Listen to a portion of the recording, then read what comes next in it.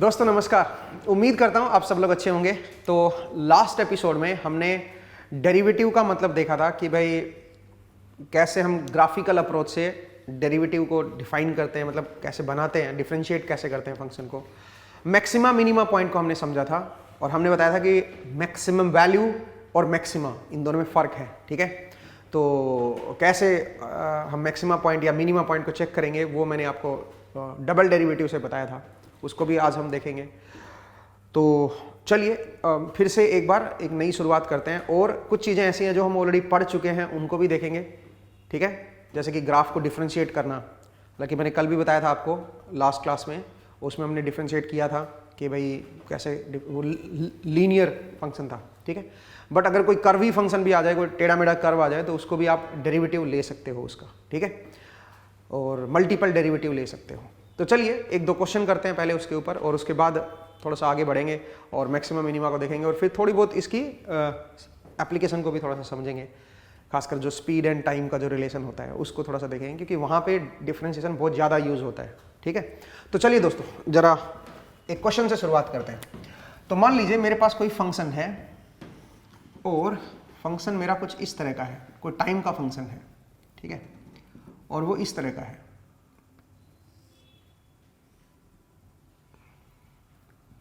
मुझे इसका डेरिवेटिव लेना है दोस्तों, मुझे इसको डिफरेंशिएट करना है, मुझे dft बाई dt प्लॉट करना है। 1 2 3 this is 4 second, 5 second, 6 second, ये t है सेकेंड्स में, ये हाइट है मेरी 2 और ये हाइट है मान लीजिए मेरी -1.5। ठीक है भाई, तो आपको दो हाइट दे रखी है और आपको क्या करना है, आपको इसका डेरिवेटिव प्लॉट करना है, इसको डिफरेंशिएट करना है, dft बाई dt प्लॉट करना है। तो dft बाई dt कैसे प्लॉट करेंगे वो जरा देखते हैं। dft बाई dt टाइम के साथ, ठीक है, उसको जरा समझने की कोशिश करते हैं। तो सबसे पहले मैं क्या करता हूं, सबसे पहले मैं इसको 0 ऐसे टाइम इंटरवल लिख देता हूं, 1 2 3 4 5 6 7। तो क्योंकि ये जो कर्व बना हुआ है ये तो स्ट्रेट लाइन से मिलके बना हुआ है, तो जब भी आपके स्ट्रेट लाइन कर्व में आ जाए तो हम क्या करेंगे बताओ, उस केस में हम अपना स्लोप का यूज करेंगे। दूसरा मैंने यहां पे गलती कर दी है। क्या गलती कर दी है जरा देखिए, गलती ये कर दी है कि यहां पे मुझे जो ये पॉइंट जो लेना चाहिए, ये पॉइंट 4 नहीं आएगा दोस्तों। ठीक है, अगर अगर आप ये हाइट -1.5 पे दिखा रहे हो तो ये पॉइंट 4 नहीं दिखा सकते हो फिर आप। ठीक है, ये पॉइंट आपका बनेगा या मे भी इसको 2 ही दिखा देते हैं ना, -2। अब ठीक है, अब यहाँ पे 4 सही है। सोचेगा कि क्या गलती थी उसमें, यहाँ पे 4 दिखा रखा था, यहाँ पे -1.5 दिखा रखा था, क्या गलती थी उसमें। ठीक है, उसमें अगर मैं -1.5 पे दिखा रहा हूँ ना और ये 4 दिखा रहा हूँ तो ये कर्व थोड़ा ठीक नहीं है। फिर इस कर्व को मुझे थोड़ा सा चेंज करना पड़ेगा भाई। ठीक है, यहाँ तक का जो स्लोप है और वो स्लोप फिर बदल गया मेरा। ठीक है, वो स्लोप मेरा चेंज हो गया है। इसको मैं थोड़ा सा इस तरह से कर देता हूँ, थोड़ा इसके बाद ऐसे कर देता हूँ। ये है मेरा -1.5। ठीक है भाई, ये ऐसे गया और फिर ये ऐसे गया। ठीक है, तो इस तरह का फंक्शन है भाई, क्योंकि 2 से 3 के बीच का जो स्लोप था वो 3 से 4 के बीच का स्लोप नहीं आएगा अगर मैंने -1.5 दिखा रखा था। तो इसलिए मुझे सेम लाइन नहीं दिखानी है, लाइन को थोड़ा सा चेंज करना है। ठीक है, ये थोड़ा सा उसमें मैंने मिस्टेक कर रखी थी। एनीवे, चलिए भाई जरा देखिए, इसका डेरिवेटिव प्लॉट करना है। तो ये तो स्ट्रेट लाइन से मिलकर बना हुआ है यार। अब मैंने आपको क्या बताया था, स्ट्रेट लाइन से मिलकर अगर कोई भी ग्राफ बना हुआ है तो आप क्या करोगे, स्लोप निकाल दोगे और स्लोप ही मेरा क्या होता है, डेरिवेटिव होता है। स्ट्रेट लाइन का ये बड़ा बढ़िया चीज है। अगर कोई कर्वी ग्राफ है तो फिर क्या करेंगे, तो टेंजेंट का स्लोप जो है वो निकालेंगे। हर पॉइंट पे टेंजेंट को देखेंगे, टेंजेंट वाली लाइन ड्रॉ कर लेंगे और उस लाइन का जो स्लोप होगा वो हम लोग ड्रॉ करेंगे। ठीक है, तो जरा देखिए दोस्तों, यहां पे सबसे पहले इस लाइन का स्लोप बता दो। तो आप बताओ स्लोप कैसे निकालोगे, इस लाइन का स्लोप क्या है बताओ। इस लाइन का जो स्लोप है वो है 2। इस लाइन का स्लोप क्या है, यहां से यहां तक, यहां से यहां तक स्लोप है 0, यहां से यहां तक स्लोप क्या बनेगा, -2। स्लोप निकालो भाई, 2 पॉइंट आपको पता है लाइन के ऊपर, तो स्लोप कैसे निकालते हैं, change in height divide by change in time. ठीक है, यहां से यहां तक स्लोप क्या बनेगा, -1.5 बनेगा दोस्तों, यहां पे 0 और यहां पे +1.5। ठीक है, तो लाइन के स्लोप तो आपको निकालने आते ही हैं और एक बार स्लोप आ गया तो डेरिवेटिव आ जाएगा। बताइए 0 से 1 क्या बनेगा डेरिवेटिव, 0 से 1 2 बनेगा। ये बन जाएगा 2। फिर आइए 1 से 2, 1 से 2 के बीच क्या बनेगा, 0 आएगा स्लोप। फिर आइए 2 से 3, 2 से 3 के बीच -2 आएगा दोस्तों। फिर आ जाइए 3 से 4, 3 से 4 के बीच क्या आएगा, -1.5, -1.5। ठीक है भाई, 3 से 4। नेक्स्ट आइए 4 to 5, 4 to 5 आएगा 0। नेक्स्ट बताइए 5 to 6, 5 to 6 क्या बन जाएगा, +1.5 एंड उसके बाद 0। ठीक है, +1.5। तो ये क्या बन जाएगा, इसका डेरिवेटिव हो जाएगा दोस्तों। ये इस फंक्शन का डेरिवेटिव का ग्राफ हमने प्लॉट कर दिया। मुझे उम्मीद है आपको समझ आया कि कैसे हम डिफरेंशिएट करते हैं। एक और चीज देखते हैं, मैं एक और क्वेश्चन लेता हूं, उसमें ऐसे स्ट्रेट लाइन नहीं लेंगे, उसमें थोड़ा सा कर्व लेंगे। हालांकि वो लास्ट एपिसोड में भी मैंने करवाया था, बट फिर भी एक बार आप देख लीजिए। तो चलिए दोस्तों, एक और इंटरेस्टिंग सिचुएशन को देखते हैं, एक और इंटरेस्टिंग केस को देखते हैं। मान लीजिए मेरे पास एक xt कोई फंक्शन है और वो टाइम के साथ मैंने कुछ ऐसे दे रखा है, और सोचिए इस तरह का कोई है, ऐसे रफ बना रहा हूं, ठीक है, रैंडम ले रहा हूं। ये xt क्या है, ये xt मान लीजिए है मेरे पास distance of the car, distance of the car, और simply you can say position of the car, position of car, car की पोजीशन को बता रहा है ओरिजिन से। ठीक है, यहां पे x की वैल्यू 0 है मान लीजिए, यहां पे x की वैल्यू मैं मान लेता हूं 100 मीटर है, यहां पे x की वैल्यू मैं मान लेता हूं 60 मीटर है।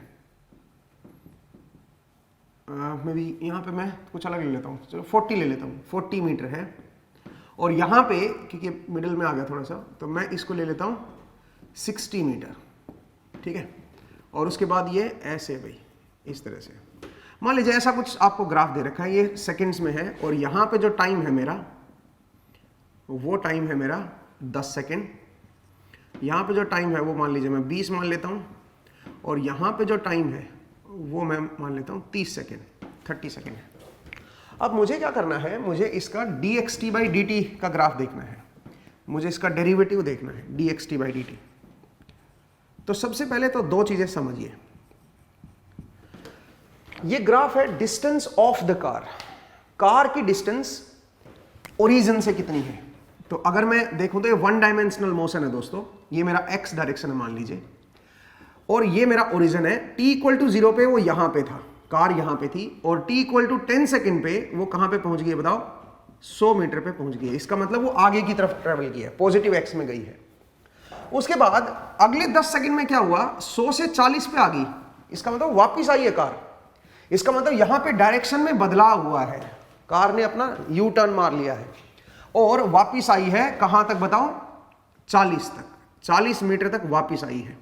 t = 20 सेकंड पे वो 40 मीटर पे पहुंच गई है।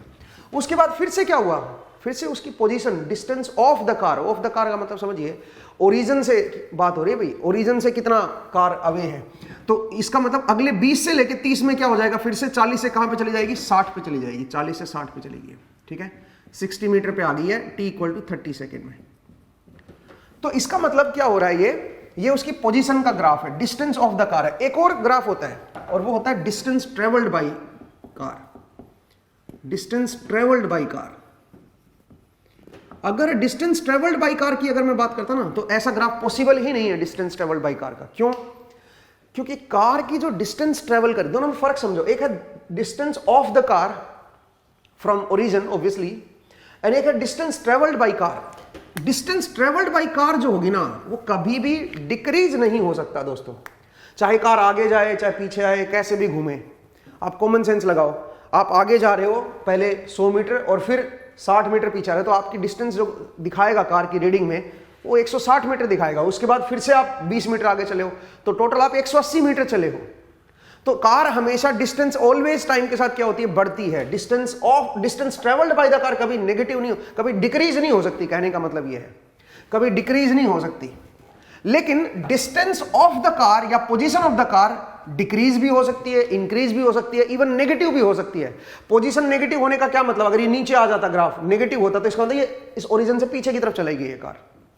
तो इसका मतलब ये चीज जो है डिस्टेंस ऑफ द कार या पोजीशन ऑफ द कार या लोकेशन ऑफ द कार, वो आपकी पॉजिटिव भी हो सकती है, नेगेटिव भी हो सकती है। Distance travelled by the car कभी भी डिक्रीजिंग नहीं हो सकती, ठीक है। डिस्टेंस ट्रेवल्ड बाय द, एक तो पॉजिटिव रहेगी ऑलवेज और इंक्रीजिंग ही आएगी। ज्यादा ज्यादा ये हो सकता है कि वो रुक जाए एक जगह पे, ठीक है। तो मुझे उम्मीद है आपको समझ आया। ये ग्राफ कभी भी distance travelled by the car का हो ही नहीं सकता। तो डिस्टेंस ऑफ द कार का मैंने बताया। अच्छा, इस पॉइंट के बाद देखो क्या हो रहा है। इस पॉइंट के बाद कार की पोजीशन बदल नहीं रही है, कार की लोकेशन बदल नहीं है, 60 पे है। इसका मतलब यहां पे कार रुक गई है, ठीक है। तो मुझे उम्मीद है आपको समझ आया कि पहले कार जो है पॉजिटिव एक्स में जा रही है यहां से यहां तक, और फिर उसके बाद वापस आ रही है, और उसके बाद फिर से पॉजिटिव एक्स में जा रही है, फिर रुक गई है। यहां पे कहां पे रुक गई है बताओ? इस पोजीशन पे आपकी कार जो है वो स्टॉप हो गई है। तो ग्राफ से आप पहले ये समझिए कि इसका क्या मीनिंग है। अब इसका डेरिवेटिव देखते हैं। इसका डेरिवेटिव क्या बनेगा? तो डेरिवेटिव कैसे देखोगे दोस्तों? चलिए डेरिवेटिव जरा देखते हैं, और देखते हैं फिर डेरिवेटिव क्या रिप्रेजेंट करता है। डेरिवेटिव क्या रिप्रेजेंट करता है? t in seconds. जरा देखिए दोस्तों, अगर मैं यहां पे देखूं तो यहां पे जो टेंजेंट है वो हॉरिजॉन्टल होगा, यहां पे भी जो टेंजेंट है वो हॉरिजॉन्टल होगा, यहां पे भी जो टेंजेंट है वो हॉरिजॉन्टल होगा, और यहां पे भी जो टेंजेंट है लाइन का आगे वो हॉरिजॉन्टल होगा। और टेंजेंट का जो स्लोप होता है वही मेरा डेरिवेटिव होता है।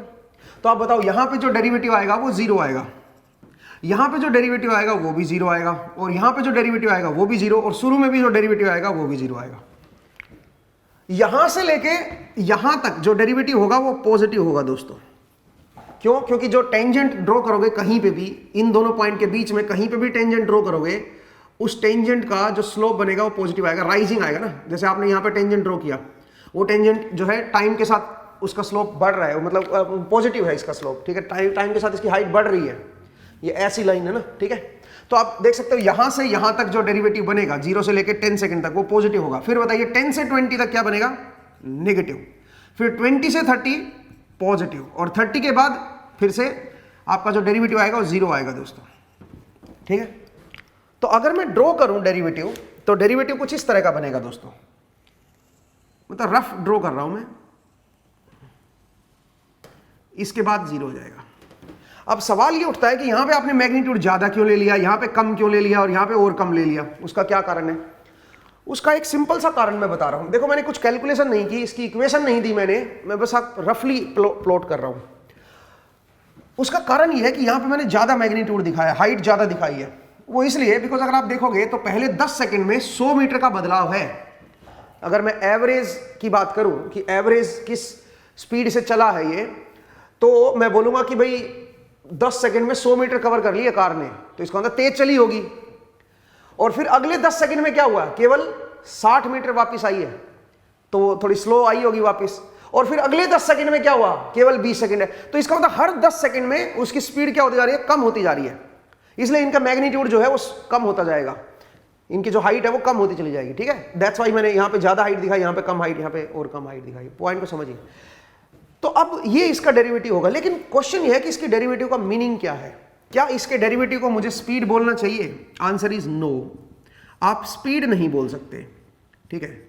इसको अगर आप स्पीड बोल रहे हो, जबकि वर्ड जो होना चाहिए वो इंस्टेंटेनियस होना चाहिए, इंस्टेंटेनियस स्पीड। क्या ये इंस्टेंटेनियस स्पीड बोलना चाहिए मुझे? सच बताऊं तो नहीं।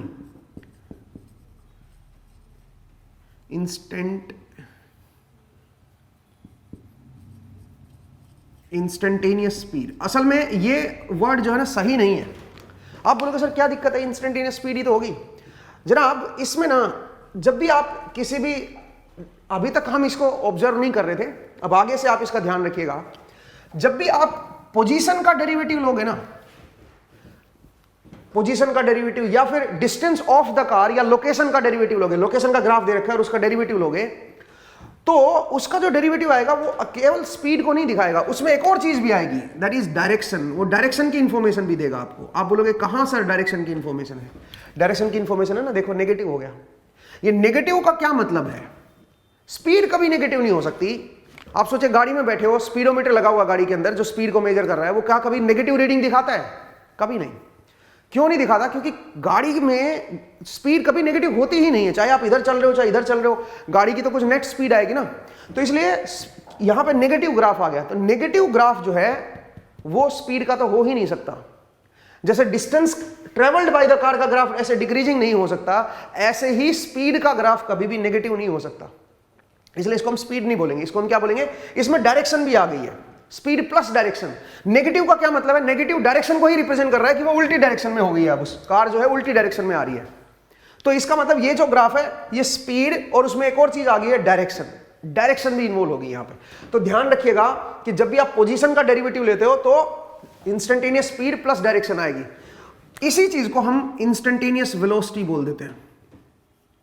जब आप डायरेक्शन इन्वॉल्व करते हो तो इसी को आप क्या बोल दोगे? Instantaneous velocity. ठीक है, तो इसको मैं इंस्टेंटेनियस वेलोसिटी बोल देता हूं, इंस्टेंटेनियस वेलोसिटी। अब ये वेलोसिटी क्या चीज होती है? ये वही चीज होती है भाई, इसमें स्पीड एंड डायरेक्शन दोनों आ जाती है। तो यहां पे देखो, यहां पे अगर मैं बात करता, इस पॉइंट पे अगर मैं बात करता कि बताओ जी इंस्टेंटेनियस स्पीड क्या आएगी, अगर मैं इंस्टेंटेनियस स्पीड पूछता इस पॉइंट पे, तो आप इसका मैग्नीट्यूड बोलते हैं, नेगेटिव साइन को हटा देते।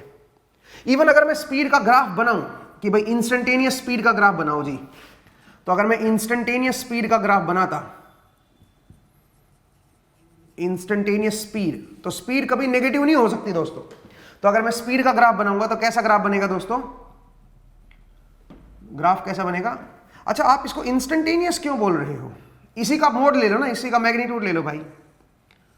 तो ये इसका इंस्टेंटेनियस स्पीड का ग्राफ बन जाता है। इसका मोड ले लो, dxt/dt का मोड ले लो, मैग्नीट्यूड ले लो सिर्फ। ठीक है, तो वो मेरे पास क्या आ जाता? वो मेरे पास आपका स्पीड का ग्राफ आ जाता। इंस्टेंटेनियस वर्ड क्यों यूज किया? क्योंकि किसी भी इंस्टेंट पे बता सकते हो ना आप। dxt/dt से इंस्टेंटेनियस क्वांटिटी निकल के आती है। जो भी फंक्शन है उसका d/dt लोगे तो उसकी इंस्टेंटेनियस वैल्यू निकल के आएगी इसकी। ठीक है, हर इंस्टेंट पे आप बता सकते हो ना कि क्या स्पीड है उसकी। ठीक है, तो दोनों में फर्क समझिए। एक और चीज मैं बता रहा हूं, आप बोलोगे सर लेकिन अभी तक आपने जो पिछली 2-3 क्लासेस ली हैं उसमें तो आपने इस चीज का ध्यान नहीं दिया। बता रहा हूं, वो भी मैं बता रहा हूं आपको ना, जरा देखिए दोस्तों, सुनिए। अगर मैं ग्राफ को ऐसे ले लेता xt और वो ग्राफ ऐसे होता टाइम के साथ, तो आप जरा देखो ध्यान से। अब इस xt को मैं कुछ भी बोल सकता हूं, मैं बोल सकता हूं distance of the car, position of the car और distance travelled by the car. ये सब एक ही चीज है। आप इसको distance travelled by the car भी बोल सकते हो xt को। आप बोलोगे सर क्यों भाई, यहां पे क्यों distance travelled by the car? One dimensional motion है, एक्स में मूव कर रही है कार। ठीक है, distance travelled by the car. आप इसको ऐसे भी बोल सकते हो दोस्तों।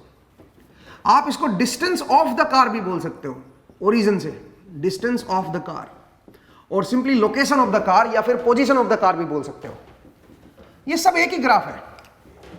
आप बोलोगे सर ऐसा क्यों? क्योंकि आप ध्यान से देखो, ये राइजिंग है, ऑलवेज बढ़ रहा है, ऑलवेज बढ़ रहा है। तो इसका मतलब केवल एक्स डायरेक्शन में कार मूव कर रही है और कभी भी वापस नहीं हो रही, चलती जा रही है। यहां पे x = 0 चलती जा रही है, इधर की तरफ जाती जा रही है और टाइम के साथ आगे की तरफ जाती जा रही है, कभी भी वापस नहीं आ रही। तो आप ये कह सकते हो कि यहां पे जो ओरिजिन से जो पोजीशन होगी कार की, उतनी ही तो कार ने डिस्टेंस ट्रेवल की होगी। प्रॉब्लम कब आती है? जब पोजीशन डिक्रीज होना शुरू हो जाती है, इसका मतलब कार उल्टी आना शुरू हो जाती है, तब पोजीशन अलग हो जाती है कार की और डिस्टेंस ट्रेवल्ड अलग हो जाती है। लेकिन अगर कार एक ही डायरेक्शन में मूव कर रही है तो उसकी डिस्टेंस हमेशा टाइम के साथ बढ़ती जाएगी और उसकी पोजीशन भी टाइम के साथ हमेशा क्या होती जाएगी? बढ़ती जाएगी। तो इसका मतलब यहां पे अगर मैं इसका डेरिवेटिव लूंगा दोस्तों, यहां पे dxt/dt लूंगा, तो वो जो dxt/dt है वो ऑलवेज एक तो पॉजिटिव आएगा, वो उसका मोड लेने की जरूरत ही नहीं, ऑलवेज पॉजिटिव आएगा। तो आप उसको चाहे तो वेलोसिटी बोल दो, चाहे स्पीड बोल दो, वो सब बराबरी ही है यहां पे।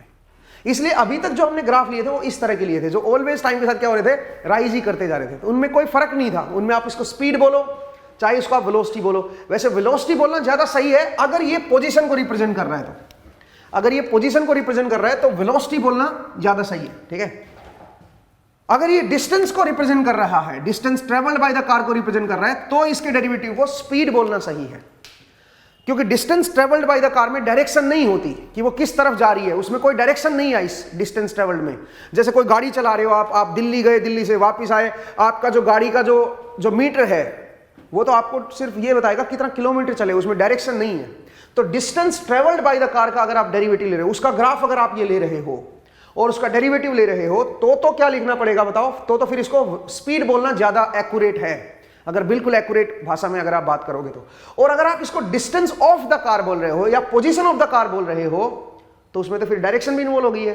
हालांकि इसमें डायरेक्शन बदल नहीं रही है, वो बात एक अलग है, बट लॉजिकली अगर आप सही सोचो तो अगर आप डिस्टेंस ऑफ द कार की बात कर रहे हो कि डिस्टेंस या पोजीशन ऑफ द कार की बात कर रहे हो तो उसमें तो डायरेक्शन भी इन्वॉल्व हो गई है, तो इसका जो डेरिवेटिव आएगा उसको फिर हम क्या बोलेंगे, वेलोसिटी। ठीक है, तो ध्यान दीजिएगा, आपको एक ग्राफ रीड करना आना चाहिए कि ग्राफ क्या रिप्रेजेंट कर रहा है।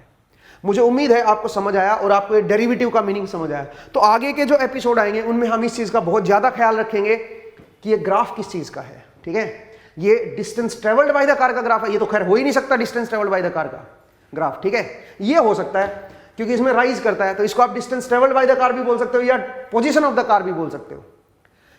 अगर एक ही तरफ मूव कर रही है कार, अगर मोशन उल्टा हो ही नहीं रहा, डायरेक्शन बदल ही नहीं रही, एक ही तरफ जाए जा रही है, तो आप distance travelled by the car बोलो, पोजीशन ऑफ द कार बोलो, लोकेशन ऑफ द कार बोलो, डिस्टेंस ऑफ द कार बोलो, एक ही चीज है भाई।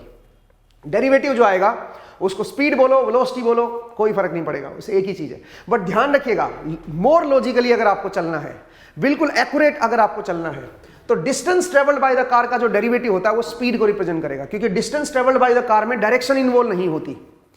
अगर आप घूम फिर के भी आ रहे हो तब भी डिस्टेंस तो आपके टोटल कितनी डिस्टेंस कवर की है वही दिखाएगा आपको, उसमें डायरेक्शन नहीं आती, तो उसके डेरिवेटिव में भी डायरेक्शन नहीं आएगी, उसका डेरिवेटिव स्पीड को दिखाएगा। लेकिन अगर आप पोजीशन ऑफ द कार की बात कर रहे हो या डिस्टेंस ऑफ द कार की बात कर रहे हो, तो इसका मतलब आपको ओरिजिन से देखना पड़ेगा कि किस डिस्टेंस पे है। वो कम भी हो सकती है, ज्यादा भी हो सकती है। जब नजदीक आओगे ओरिजिन के तो कम हो जाएगी, दूर जाओगे तो बढ़ जाएगी, तो इसका मतलब उसमें डायरेक्शन भी इन्वॉल्व हो गई है। तो उसका जो डेरिवेटिव आएगा फिर वो वेलोसिटी को रिप्रेजेंट करेगा, उसमें डायरेक्शन भी आ जाएगी दोस्तों। तो जैसे यहां पे है, ये स्पीड प्लस उसकी डायरेक्शन दोनों को रिप्रेजेंट कर रहा है। नेगेटिव होने का क्या मतलब है, नेगेटिव होने का मतलब उसकी डायरेक्शन बदल गई है, स्पीड की उल्टी तरफ आ रही है कार। आई होप आपको एक क्लियर हुआ। तो चलिए अब अगले क्वेश्चन की तरफ मूव करते हैं, मैं इसको जरा रब कर देता हूं। ठीक है, नेक्स्ट जरा देखिएगा। तो मुझे उम्मीद है ये कंसेप्ट आपको समझ आया, और अभी तक हम इसका ध्यान नहीं दे रहे थे क्योंकि अभी तक हम इस तरह के ग्राफ ले रहे थे। अब मैं आपको एक इंटरेस्टिंग चीज बताने जा रहा हूं, ठीक है, और वो है स्मूथनेस ऑफ ए फंक्शन। कोई फंक्शन कितना स्मूथ है वो कैसे देखें। जैसे कि देखिए, अगर मैं बोलूं कि भाई मेरे पास एक इस तरह का फंक्शन है, F T equal to 2t ले लो, चलो t की वैल्यू 0 पे 0 है, 1 पे 2 हाइट है इसकी, तो F T equal to 2t हो गया। एक फंक्शन है मेरा जो है F T equal to T square, 0 1 पे इसकी वैल्यू 1 बनेगी, F T equal to T square. एक फंक्शन है मेरा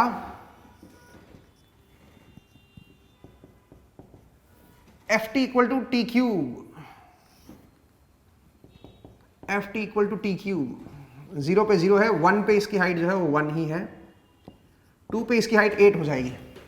तो ऐसे 3 फंक्शन है, मुझे ये देखना हो कि कौन सबसे ज्यादा स्मूथ है, कौन सबसे ज्यादा स्मूथ है।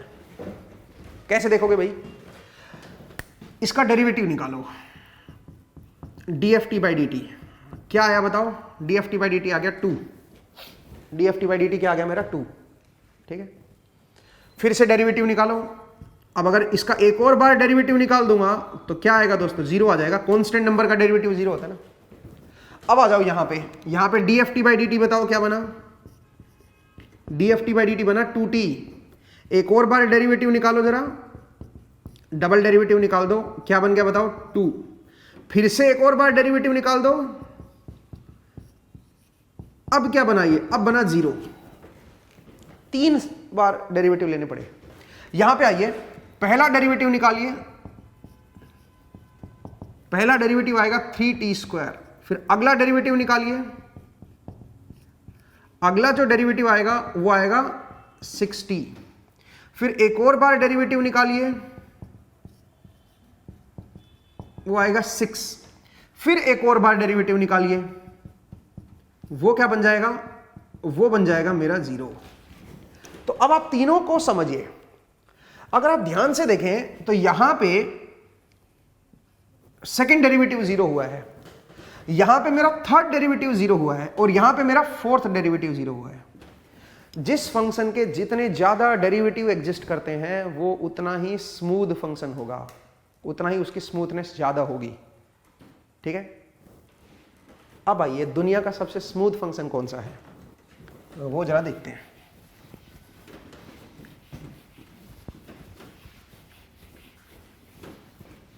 अगर मैं बोलूं F T equal to sine T,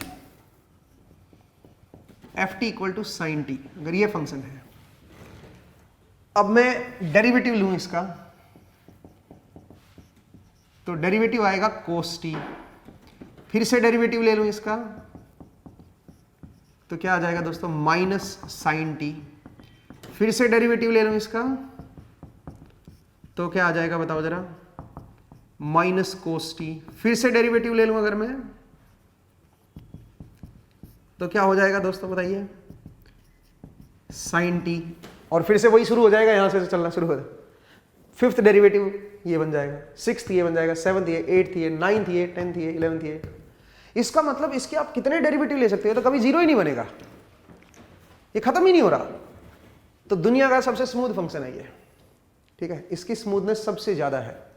इसलिए जो साइन फंक्शन होते हैं हमारे पास, साइन या कोसाइन, कोसाइन भी ऐसा ही है, ठीक है, वो बड़े कमाल के होते हैं। इसीलिए हम जितने भी फंक्शंस पढ़ेंगे आगे चल के, उनको इनकी टर्म, खासकर जो पीरियोडिक फंक्शंस होंगे, उनको हम साइन एंड कोसाइन की टर्म्स में दिखाने की कोशिश करेंगे, ठीक है, खासकर जो पीरियोडिक फंक्शंस होते हैं। तो बड़ा इंपॉर्टेंट है भाई ये चीज। एक और फंक्शन है F T equal to E to the power T, या E to the power minus T बोल दो, एक्सपोनेंशियल फंक्शन, ठीक है।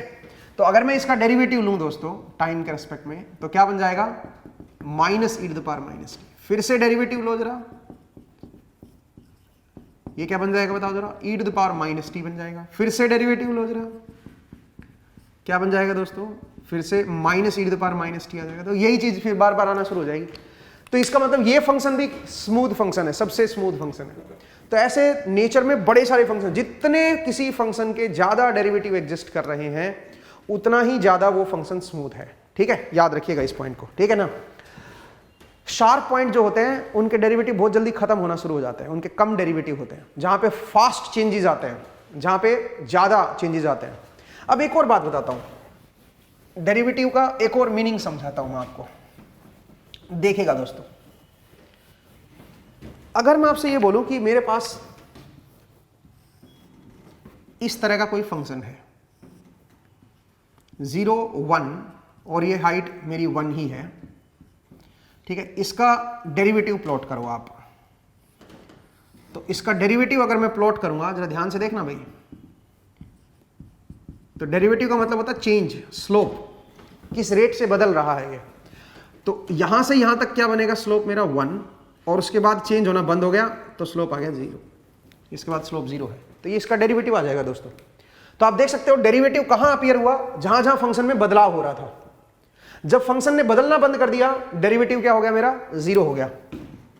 तो इसका मतलब डेरिवेटिव चेंज को दिखाता है, और कोई चीज जितना ज्यादा जल्दी से चेंज हो रही होगी, उतना उसके डेरिवेटिव का मैग्नीट्यूड ज्यादा होगा।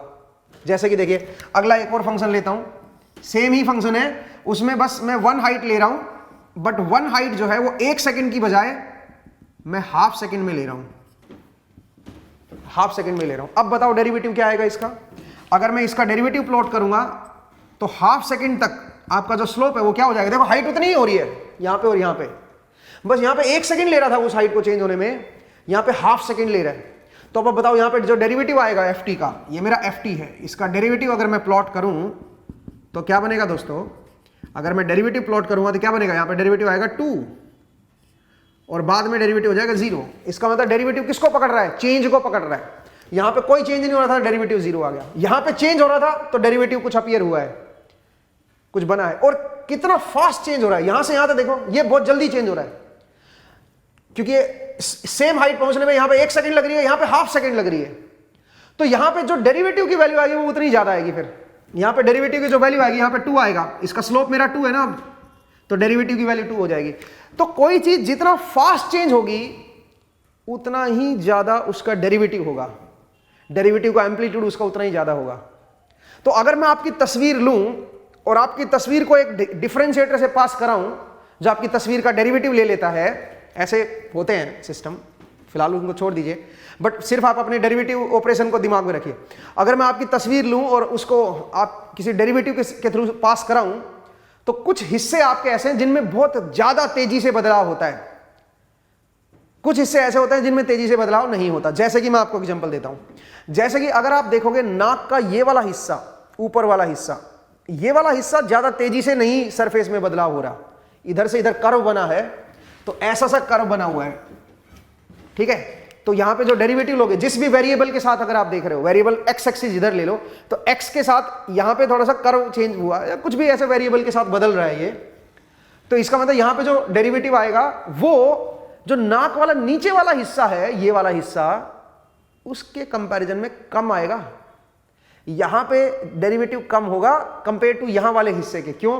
क्योंकि यहां पे बहुत जल्दी बदलाव हो रहा है, कम हिस्से में कर्व हो गया और यहां पे ज्यादा हिस्से में कर्व हुआ है, तो इसलिए यहां पे जो डेरिवेटिव आएगा उसका एम्पलीट्यूड कम होगा यहां के कंपैरिजन में।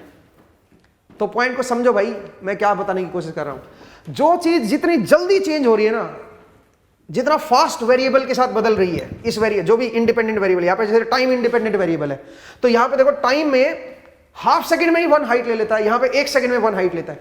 कोई चीज जितना जल्दी वेरी करेगी ना, उतना उसका डेरिवेटिव ज्यादा होगा, ठीक है, उतना ही उसका डेरिवेटिव जो है ज्यादा एम्पलीट्यूड का आएगा। अब ऐसे अगर मैं बढ़ाते चले जाऊं, सोचिए इस टाइम को कम करते चले जाऊं, ठीक है, अगले में क्या कर रहा हूं मैं, सेम 1 ही हाइट कर रहा हूं मैं, ठीक है, मेरी 1 ही हाइट हो रही है, बट इस बार जो टाइम लग रहा है वो सोचिए 1/4 सेकेंड लग रहा है, 1/4 सेकेंड लग रहा है। तो क्या होगा दोस्तों, यहां पे जो डेरिवेटिव आएगा वो 1/4 तक ही आएगा, 0 से लेके 1/4 तक। 1/4 के बाद डेरिवेटिव 0 हो जाएगा क्योंकि हाइट में कोई बदलाव ही नहीं है, और 0 से 1/4 तक जो डेरिवेटिव आएगा उसका जो एम्पलीट्यूड आएगा दोस्तों वो आएगा 4। तो अब देखिए सेम एम्पलीट्यूड पे जा रहा हूं तीनों ग्राफ में, एक में 1 सेकंड लग रहा है जाने में, एक में हाफ सेकंड, एक में 1/4 सेकंड। तो डेरिवेटिव में देखोगे तो एम्पलीट्यूड, यहां पे एम्पलीट्यूड 1 आएगा दोस्तों, क्योंकि यहां पे जो स्लोप है वो मेरा 1 है, यहां पे स्लोप मेरा 2 है, तो हाइट यहां पे 2 आएगी, यहां पे हाइट क्या हो जाएगी, 4 हो जाएगी। तो जितना जल्दी आप बदलाव करोगे उतना ज्यादा डेरिवेटिव मेरा आएगा, उतना ज्यादा मेरा डेरिवेटिव आएगा। तो मुझे उम्मीद है आपको समझ आया कि डेरिवेटिव चेंज का मतलब, डेरिवेटिव को हम चेंज क्यों बोलते हैं, रेट ऑफ चेंज। तो चेंज को पकड़ता है बस, जहां जहां चेंज नहीं हो रहा वहां डेरिवेटिव 0, ठीक है। तो जब भी कोई कर्व ऐसे देखते हो आप, इवन कोई कर्व में भी अगर आप देखोगे तो कर्व को अगर ऐसे देख रहे हो आप, तो कर्व में यहां पे बदलाव हो रहा है, यहां पे देखो 0 पे पहले 0 था, एकदम से यहां पे चेंज हुआ है, तो यहां पे स्लोप बहुत ज्यादा हाई आएगा, यहां पे डेरिवेटिव बहुत ज्यादा हाई आएगा, लेकिन यहां पे डेरिवेटिव 0 आएगा। क्यों भाई? क्योंकि यहां पे बदलाव नहीं हो रहा, पिछले पॉइंट और अगले पॉइंट के बीच देखोगे, अगर ऐसे कर्व हो रहा है तो अगर आप पिछले पॉइंट से अगले पॉइंट के बीच देखोगे तो ऑलमोस्ट सेम ही हाइट पे हैं, तो यहां पे बदलाव नहीं हो रहा, इसलिए यहां पे डेरिवेटिव क्या होता है, 0, मैक्सिमम मिनिमम पॉइंट पे डेरिवेटिव 0 होता है। फिर डेरिवेटिव नेगेटिव होना शुरू हो गया क्योंकि अब डिक्रीज हो रहा है टाइम के साथ। तो पॉइंट को समझो भाई, इसका मतलब जहां जहां बदलाव होता है ना, वहां वहां डेरिवेटिव अपना मैग्नीट्यूड निकाल के दे देगा, ठीक है। तो मुझे उम्मीद है आपको ये समझ आया। चलिए अब एक स्टेप और आगे चलते हैं। तो इन पॉइंट्स को, ग्राफिकल अप्रोच है भाई, इनको पकड़ लो, ठीक है।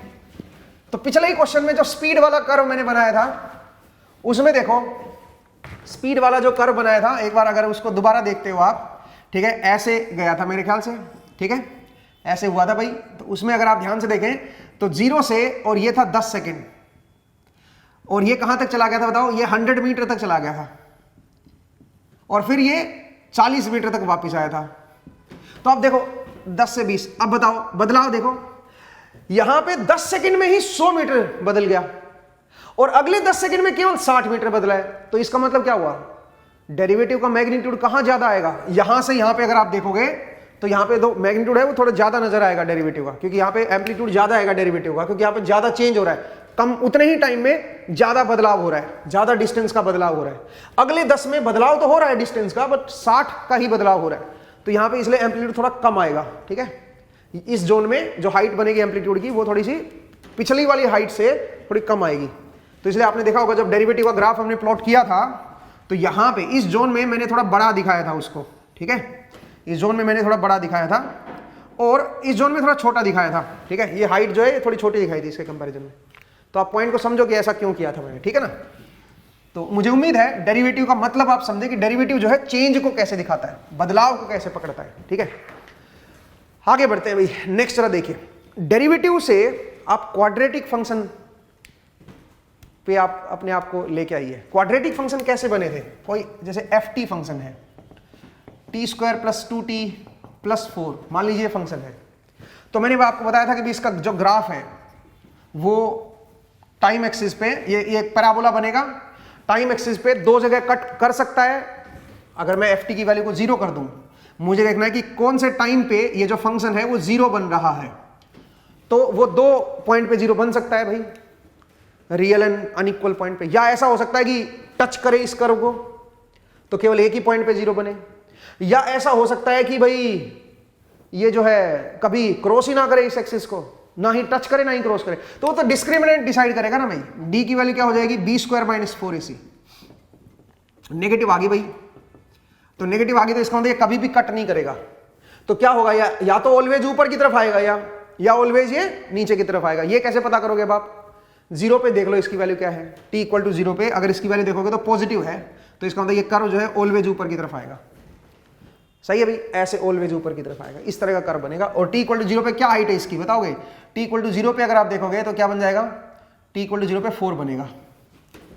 अब अगला सवाल ये उठता है कि ये कौन सा टाइम है, ये कौन सा टाइम है, ये कैसे निकालोगे आप। तो ये तो मिनिमा पॉइंट आ गया भाई मेरा। अब ये पॉजिटिव साइड आएगा कि जरूरी तो नहीं है ग्राफ ऐसे आए, ग्राफ ऐसे भी तो हो सकता है, क्या पता मिनिमा इस तरफ एग्जिस्ट कर रहा हो भाई, ऐसा भी हो सकता है भाई। t = 0 पे यहाँ पे क्या है बताओ, 4। अब हमें देखना है कि मिनिमा वाला जो पॉइंट है वो कहाँ पे है, इसकी मिनिमम वैल्यू कहाँ पे आई है और कितनी हाइट है मिनिमम। तो इसका मतलब मिनिमा पॉइंट निकालते हैं भाई। इसका मिनिमा के लिए क्या लोगे, इसका डेरिवेटिव लो, इसको 0 कर दो। तो इसका डेरिवेटिव लोगे तो क्या बनेगा, ये बन जाएगा 2t + 2 और इसको 0 कर दो तो t की वैल्यू क्या आई, -1। -1 पे इसका फर्स्ट डेरिवेटिव 0 हो रहा है, तो इसका मतलब -1 पे या तो मैक्सिमा होगा या मिनिमा होगा। ठीक है, वो तो हम ऑलरेडी खैर चेक ही कर चुके हैं कि मिनिमा होगा, क्योंकि ग्राफ ऐसे बनेगा 0 पे पॉजिटिव है तो यहाँ पे मिनिमा आएगा। बट सोचिए अगर हमने डेरिवेटिव लिया और डेरिवेटिव 0 आ गया -1 पे, हमने ग्राफ इसका प्लॉट नहीं किया अभी तक, सोचिए, तो इसका मतलब -1 पे इसका फर्स्ट डेरिवेटिव 0 होगा, तो -1 पे या तो मैक्सिमा हो सकता है या मिनिमा हो सकता है। फिर क्या करो, फिर इसका एक और बार डेरिवेटिव लो, तो एक और बार डेरिवेटिव लोगे तो 2 बनेगा, तो सेकंड डेरिवेटिव जो है वो पॉजिटिव आ गया। ठीक है, सेकंड डेरिवेटिव इसी पॉइंट पे चेक करना है -1 पे, तो सेकंड डेरिवेटिव -1 पे कैसा है, पॉजिटिव है। ये तो 2 तो हमेशा ही पॉजिटिव है ना, तो t = -1 पे भी पॉजिटिव है। तो इसका मतलब t = -1 पे फर्स्ट डेरिवेटिव 0 है और सेकंड डेरिवेटिव पॉजिटिव है, तो इसका मतलब t = -1 पे मिनिमा एग्जिस्ट करेगा, t = -1 पे मिनिमा एग्जिस्ट करेगा। हालांकि पहले मैंने आपको तरीका बताया था -b/2a करके, -b/2a कर दो, उससे आप ये पॉइंट निकाल सकते हो। ठीक है, तो b की वैल्यू 2 है यहाँ पे और a की वैल्यू 1 है, तो पुट करोगे तो भी यही पॉइंट आएगा। आपको अगर याद हो, अलजेब्रिक फंक्शन पढ़ाया था मैंने। ठीक है, तो आप इस तरह डेरिवेटिव का सहारा लेके भी ये पॉइंट निकाल सकते हो दोस्तों। ठीक है, और यहाँ पे अगर हाइट पूछी हो आपसे तो क्या करो, t की वैल्यू पता चल गई -1, अब ये -1 यहाँ पे पुट कर दो और यहाँ से आप t की वैल्यू निकाल लो कि कौन से इस टाइम पे क्या हाइट है, मिनिमम हाइट की वैल्यू भी निकाल सकते हो आप, फंक्शन की हाइट भी निकाल सकते हो। तो देखिए डेरिवेटिव का कैसे हम इसका इस्तेमाल कर रहे हैं क्वाड्रेटिक फंक्शंस के अंदर। ठीक है, तो जब अगली क्लास में आपसे मुलाकात होगी दोस्तों, तो मैं थोड़ा सा और आपको पढ़ाऊंगा और उसके बाद एक इंटरेस्टिंग एक्सपेरिमेंट इसके ऊपर परफॉर्म करेंगे। ठीक है, और देखते हैं कि रियल वर्ल्ड में भी क्या ये सही इंफॉर्मेशन अपने को देता है कि नहीं देता है। तो एक एक्सपेरिमेंट के थ्रू इसको हम देखने की कोशिश करेंगे।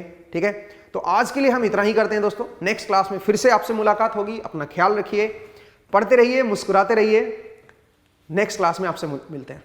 Thank you and take care.